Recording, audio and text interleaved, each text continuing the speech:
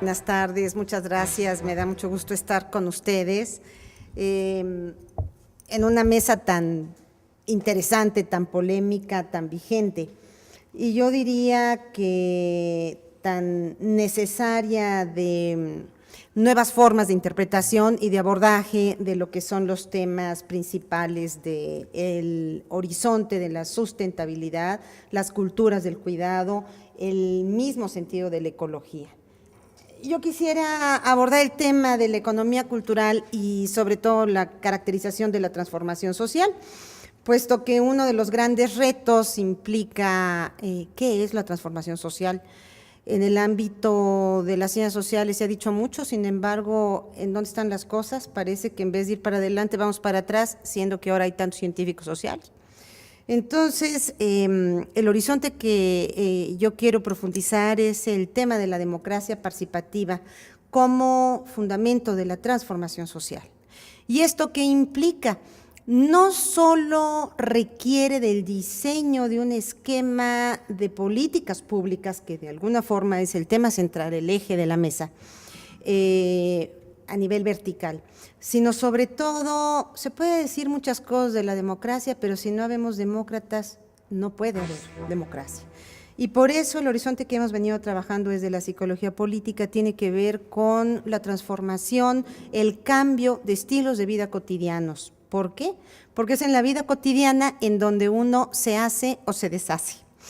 Y desde esta perspectiva, la democratización de los estilos de vida cotidianos implica necesariamente culturas negociadas, la representación del otro y el horizonte del espacio. El espacio entonces se vuelve constitutivo de la vida humana porque la vida humana es habitar el universo del mundo a través del comportamiento, a través de los afectos, a través del cuidado del mundo. Por tal motivo, podríamos decir que en el ámbito de este proceso de democratización tendríamos tres grandes temas por cumplir, por aspirar, y que dan mucha luz al horizonte de la transformación social y que tiene que ver con el derecho a la ciudad. El derecho a la ciudad tematizado como la democratización de la ciudad contemporánea implica quizá el gran tema de la escala y el nivel de toma de decisiones para que esa escala recupere lo que la constituye originariamente y que es el sentido de lo común. La ciudad como res pública, como cosa pública, como tema del bien común nos lleva entonces a la democratización de la cultura. ¿Y qué implica esto? Bueno, esto es uno de los temas que yo he profundizado, sobre todo porque la cultura es uno de los grandes temas pendientes por conquistar, sobre todo en un país que a estas alturas tiene el reconocimiento internacional, quinto lugar en patrimonio cultural de la humanidad reconocido. 4 países que nos preceden, no podemos decir que viven de la cultura, pero casi. Y sin embargo nosotros, algo nos ha pasado que no entendemos qué es la cultura y no queremos ver la cultura. Por tal motivo, la inequidad, la gran desigualdad sociocultural es todavía más lacerante, es todavía más agravante para la vida cotidiana que incluso las asimetrías socioeconómicas tan fuertes que están trayendo consigo la globalización mundial de la economía. Este es un tema que vale la pena profundizar.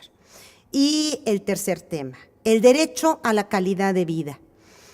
Estos 3 elementos podríamos decir que nos tienen que llevar a la economía cultural como construcción social del hábitat. ¿Y esto qué implica? Aprender al desarrollo de las culturas de la sustentabilidad sostenible, o sea, la autosuficiencia, pero a la vez que el autocrecimiento. El autocrecimiento implica la capacidad de tomar decisiones y hacernos responsables de nuestras decisiones. ¿Y eso qué implica? Evidentemente, una faceta que no ha podido ser conquistada a nivel de las premisas de la democracia en México, pero que son fundamentales para la transformación social. Y esto aborda el tema de la participación y la corresponsabilidad. Sin participación real no hay más que masa, Y cuando no tenemos más que masa, no hay capacidad de tomar decisiones. Y la toma de decisiones es aquello que nos lleva a cuidar lo que nos involucra. Por tal motivo, si no estamos involucrados democráticamente en el autocuidado, ¿por qué? ¿Con qué elementos vamos a verdaderamente pensar en una transformación social? Más bien vamos a hacer una cultura de la queja, una cultura de la ineficacia, una cultura de la impotencia real de transformar ni siquiera nuestro entorno, nuestro contexto diario, cada vez en términos de los datos que hay de violencia, los datos que hay de incapacidad, por ejemplo, de relaciones armoniosas, desde vínculos familiares, incapacidad de involucrarnos en elementos que nos llevan a convivir con los demás. Eso tiene que ver con la ausencia de participación, diríamos los psicólogos, carencia total de precurrentes elementos que han inhibido la afectividad moral, por así decirlo. ¿Qué quiere decir afectividad moral, como me dicen mis alumnos, en mundano, maestra? La afectividad moral es aquella que nos lleva a decir, no estoy de acuerdo, basta, no puede ser así. Sin embargo, no basta con decir basta.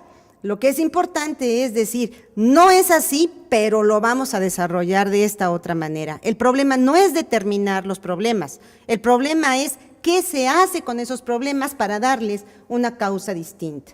Por tal motivo, esto nos tiene que llevar a un tercer elemento, las culturas del cuidado y de la negociación. La cultura del cuidado, ¿qué implica? Tiene que empezar por uno mismo.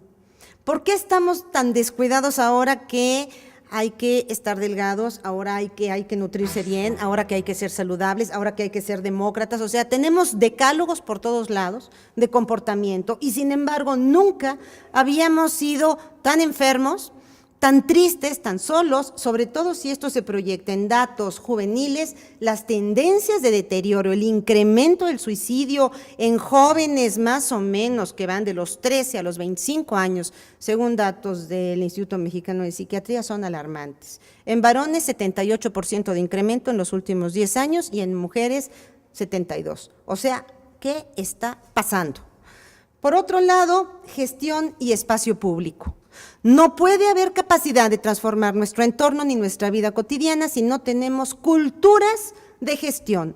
Esto que implica no nada más hacernos cargo de lo que a cada uno nos puede tocar en una división social, por ejemplo, de la convivencia, sino también la capacidad de allegarnos de nuestros recursos, no solo los que pudiéramos gestionar administrativamente, sino hacernos cargo del desarrollo de aquellos recursos que dependen de nosotros.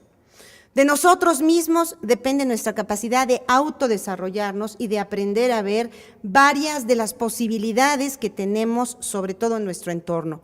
Yo, en lo personal, en la Universidad Nacional, coordinando el programa de educación, de patrimonio cívico, cultural y combate a la pobreza, lo que estamos tratando de hacer es educación espacial. ¿Por qué? Porque en la educación espacial no necesariamente tenemos que tener criterios, ni coordenadas, ni volúmenes. Simple y sencillamente tenemos que entender que el habitar depende de saber dónde estamos. Y frente a estas condiciones, más que una información teórica, requerimos información pragmática orientada a la acción que nos permita abordar el tema de la pobreza desde otra manera y desde ahí entablar una relación con los otros, que es justo la conquista del espacio público. Finalmente, la última, supervisión y transparencia. Tenemos no nada más la capacidad de transformar las cosas, sino de saber en qué estamos fallando, por qué estamos fallando, para darle un sentido a lo que pudiéramos hacer. Esto es lo que considero que son los puntos sustantivos para desarrollar una política pública desde un nuevo concepto económico, en la cual la corresponsabilidad no es un tema economicista, sino es una condición sustantiva para el desarrollo de la cultura y de los seres humanos. Muchas gracias.